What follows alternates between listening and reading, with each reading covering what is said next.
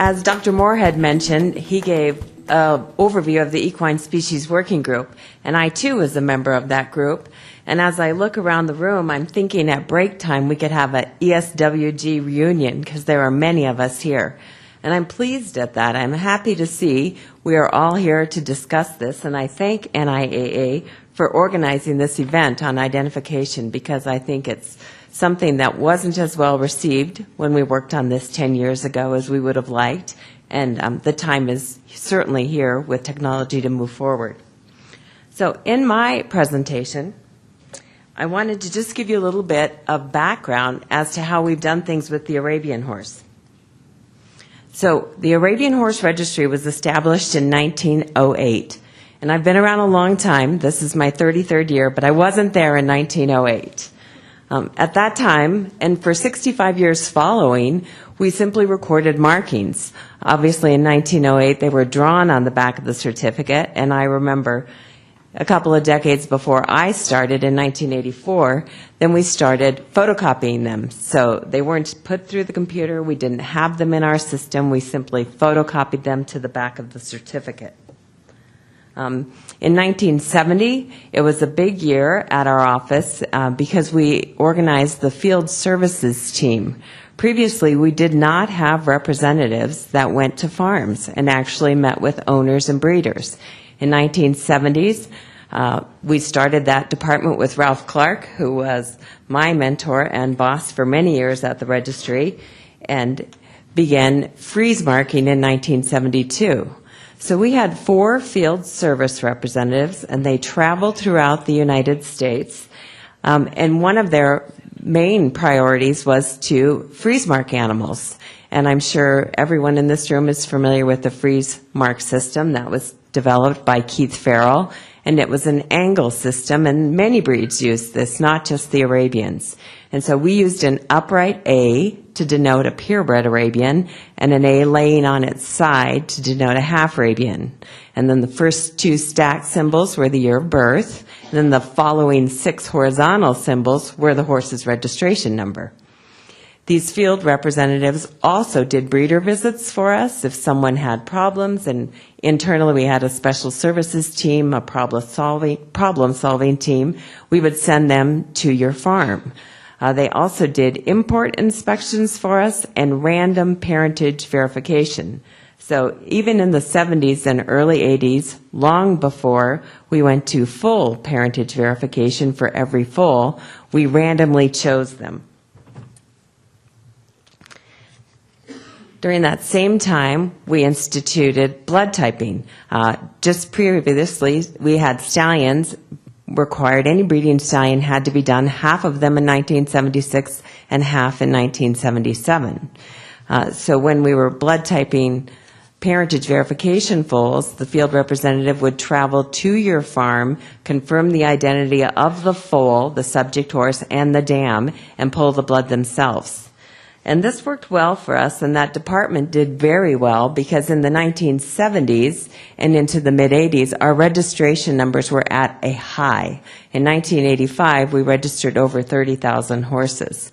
Last year, we registered 3,200 horses, and it's just taken a significant decline every year since then, except the last few years are a little closer, which is a good thing. And unfortunately, our sister breed organizations have experienced similar declines. Maybe not all starting back in the 80s, but we've all gone down in registration numbers every year. So in 1991, we decided to go to full parentage verification. As a result of this, and the declining registration numbers, and also losing interest in freeze marking. People just weren't wanting us to come out as much. We had to disband the field services team. We just couldn't afford to cover all of those expenses.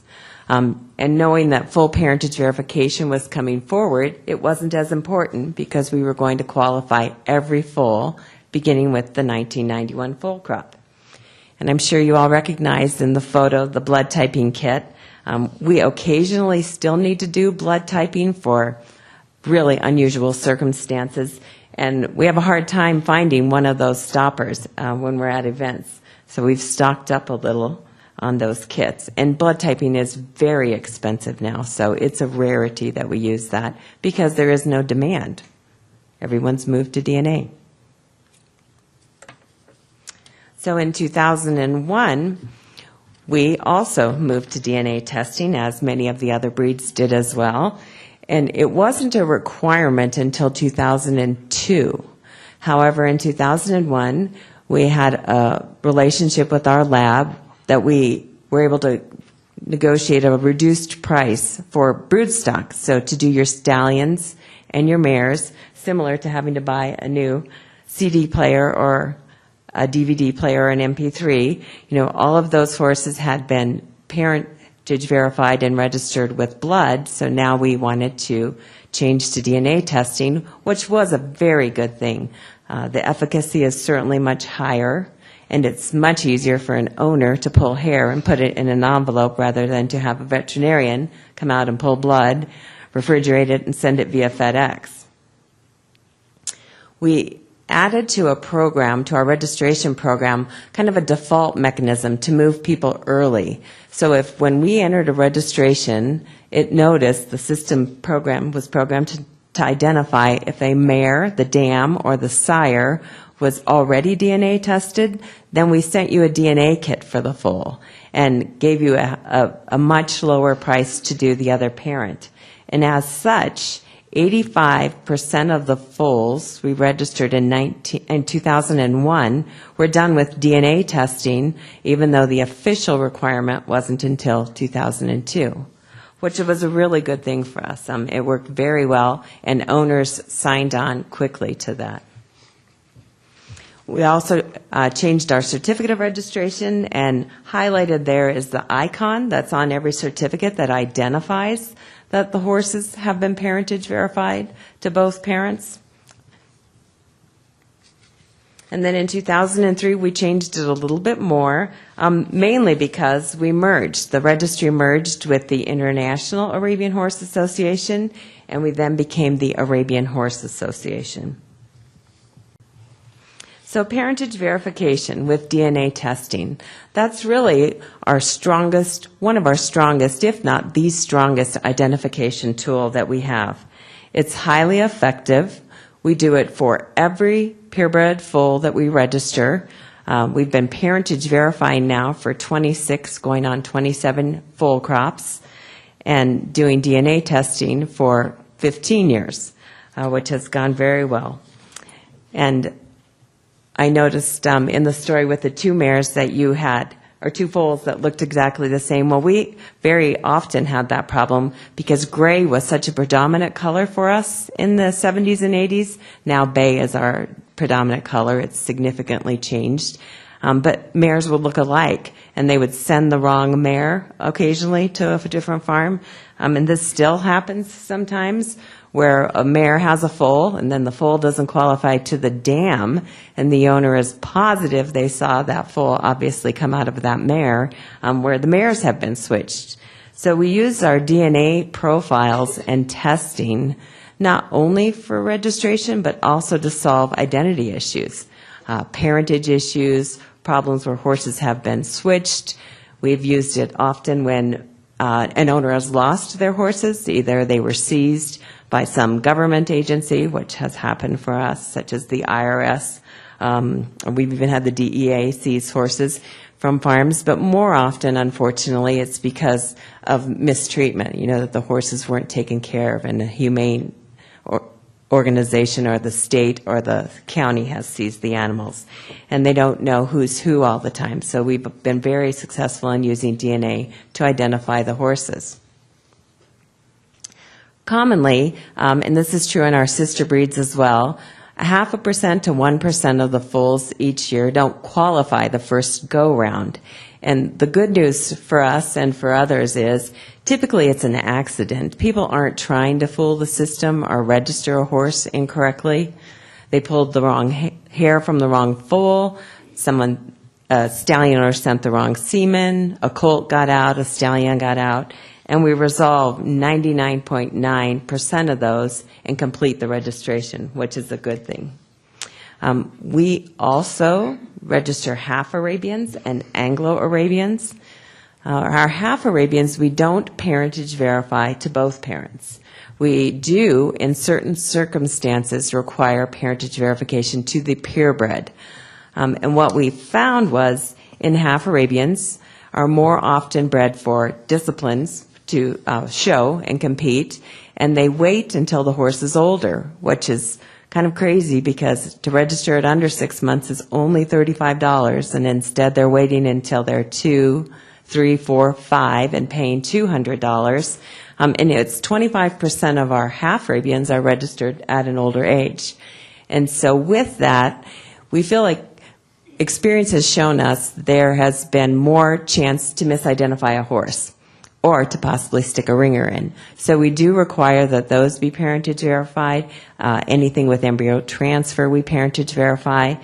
And now, to a problem I've heard raised by others, with the potential of sending wrong horses to the show and competing for big money with a horse that's not truly a half Arabian, many of our classes, especially the money classes at our U.S. national shows for half Arabians, they need to be parentage verified to that purebred parent before they can even enter the show ring. And good news, that's gone well, and to date, none have not qualified in those particular events. One thing that's been kind of good for us is that people watch, there are a significant number of crime shows, CSI and the sorts, and the general public believes DNA does more than it does, and the fact that we're DNA testing for these events has just eliminated, for almost the most part, knocking on wood, any sort of problems or incorrect horses showing. We also instituted random testing at our U.S. National Show and our Sport Horse National Show as well. Our organization, AHA, puts on 4 national events. And what we did, starting in 2012, is randomly select classes, or with the assistance of our Judges and Stewards Commissioner and our EVP, Glenn Petty, who is here, chose classes, typically the bigger money classes. And when the horses were completing, their final walk around and the champion and reserve come out for drug testing, we quickly pull a hair sample so we know we have hair from the horse that was showing, take photos of the horse, and then send that for testing via FedEx. It's worked very well. We have not had any horses not qualify or not be that correct horse showing. We did have 2 horses that were registered quarter horses, and this is similar to the person robbing the bank with their name tag on from work, because they were exactly registered in their name at AQHA, and my friends at AQHA gladly shared their DNA profiles, and we found these 2 horses to be competing and to have done very well. Good news, this happened prior to our testing. We had that all resolved, but it was one of the factors that made us think we need to look into this further and continue with that testing. And there have been no problems since.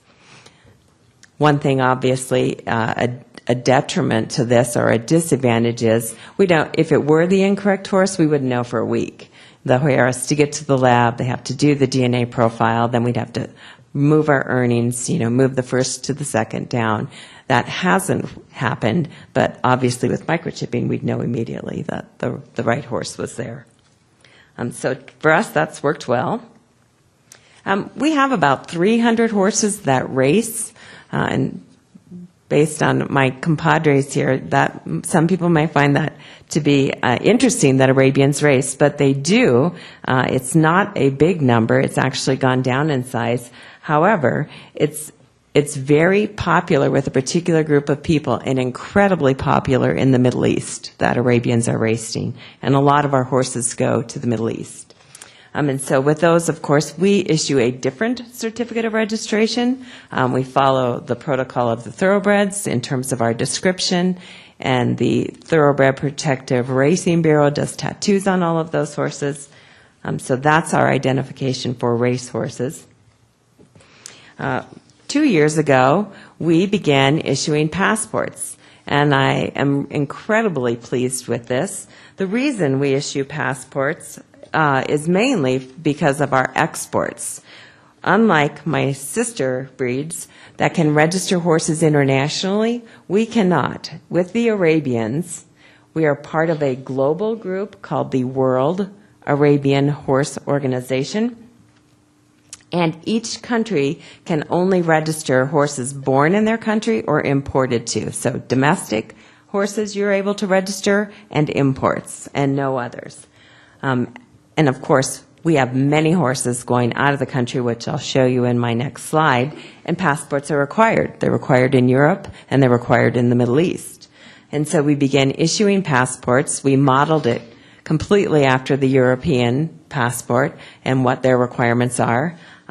And as I'm sure Summer knows well, their requirements change from time to time. And we're so proud we bought, I think, 5,000 of these, and then the requirements changed. So we've updated it, and mainly due to the food chain requirements, entering the food chain and what they record. And we've been issuing them. This will be our third year. And we have issued some domestically.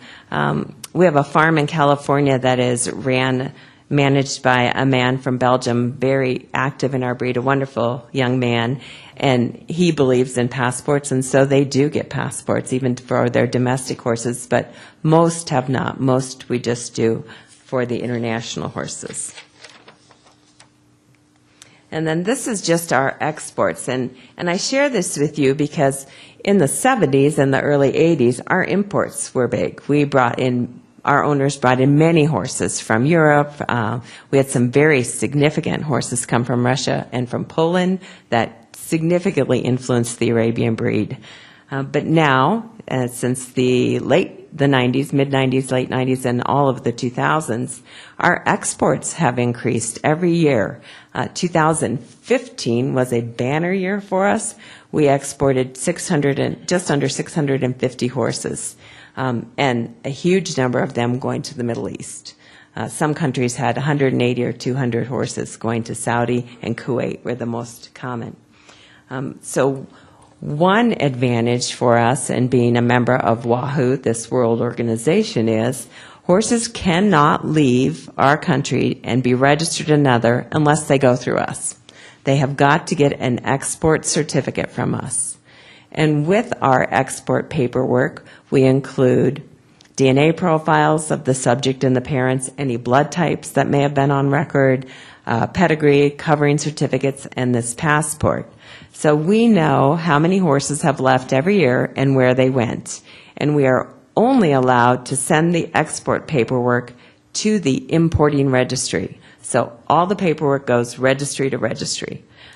So with that, it's been very good that we have no issues in terms of horses going to other countries. With the exception of China, we have a significant number of horses going to China, and they do not have a registry yet. But the other countries register them and go forward with that paperwork.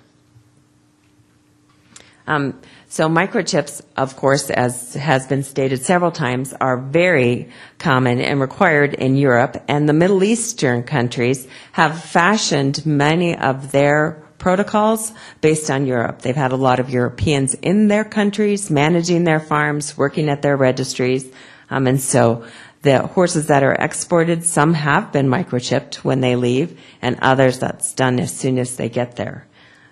We, of course, are supportive of that, and in this particular photo, I just was trying to show you that we do record it, as I saw in the quarter horse papers as well, the microchip number.